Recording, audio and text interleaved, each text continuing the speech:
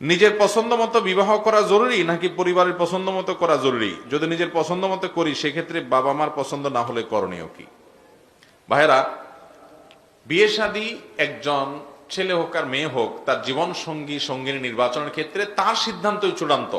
ইসলাম বাবা মাকে চাপিয়ে দেওয়ার কোনো অধিকার দেয় না যে বাধ্য করবে এখানে তোমার বিয়ে করতে হবে, এই অধিকার বাপ মার নাই। কিন্তু ছেলে মেয়ে সবসময় চেহারা, ছবি, অন্যান্য বিষয় আসে এগুলা নিজেরা দেখে নিবে, কিন্তু অন্যান্য দিকগুলো কোন ফ্যামিলিতে গেলে ভালো হবে না হবে এই বিষয়গুলো মুরব্বীদের উপরে আস্থা রাখবে। যদি তারা বিচক্ষণ হয়, তারা যদি ভালো মন্দ বোঝে, তারা যদি কোরআন হাদিসের গুরুত্ব বুঝে, দিনদারির গুরুত্ব বুঝে, তাহলে তাদেরকে প্রায়োরিটি দিবে।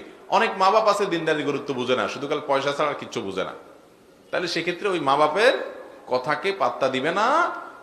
পাত্তা দিবে না বলতে দিনদারিকে গুরুত্ব দিবে, বাবা মাকে ম্যানেজ করার চেষ্টা করবে। ম্যানেজ করতে না পারলে বিনয়ের সাথে